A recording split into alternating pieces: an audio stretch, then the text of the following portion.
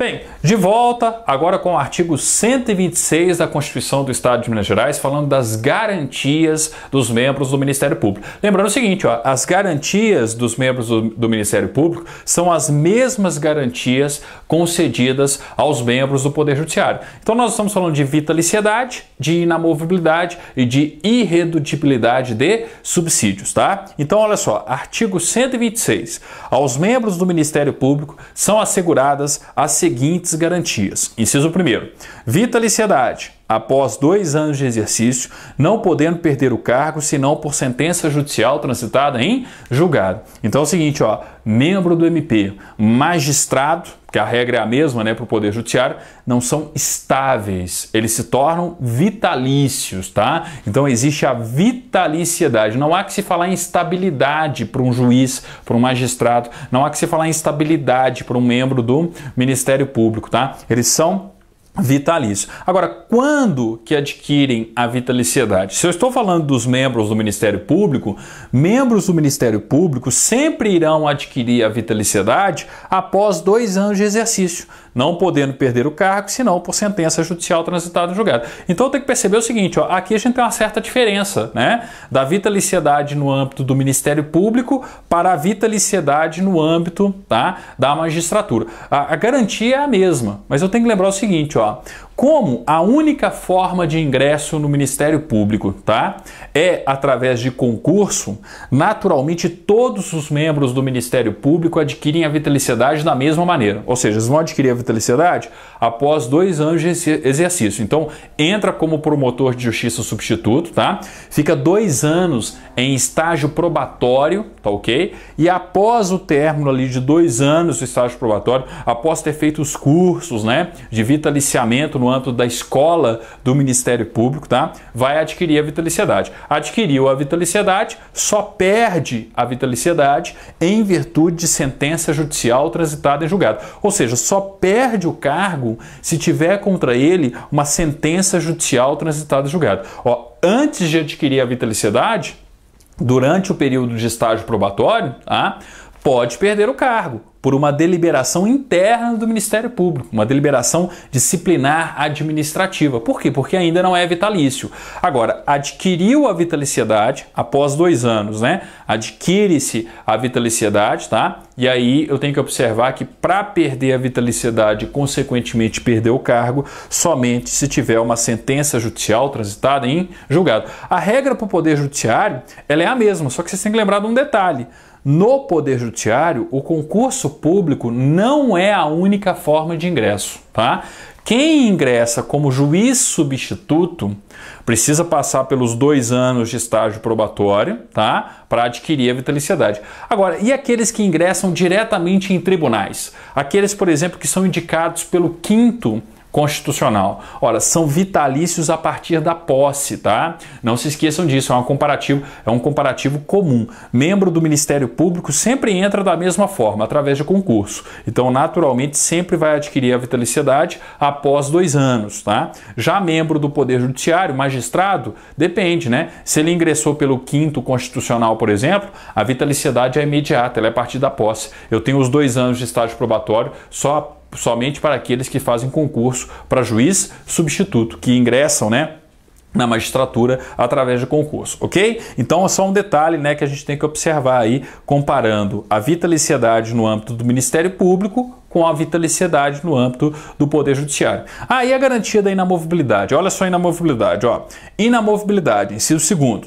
Salvo por motivo de interesse público, mediante decisão do órgão colegiado competente do Ministério Público, pelo voto da maioria absoluta de seus membros, assegurada ampla defesa, tá? Então, olha só, falei da inamovibilidade, significa que tanto os membros do Ministério Público quanto os magistrados possuem a garantia da inamovibilidade. Se são titulares, tá, nas respectivas comarcas, só podem ser removidos para outra comarca contra a sua vontade, se for pelo interesse público e se for pelo voto da maioria absoluta do respectivo tribunal, do órgão colegiado do respectivo Ministério Público Estadual ou, detalhe que não está aqui, ó, ou dos respectivos conselhos, tá? Então não se esqueçam, coloca aqui, ó, o Conselho Nacional do Ministério Público, que está previsto no artigo 130A da Constituição da República. Ele pode remover compulsoriamente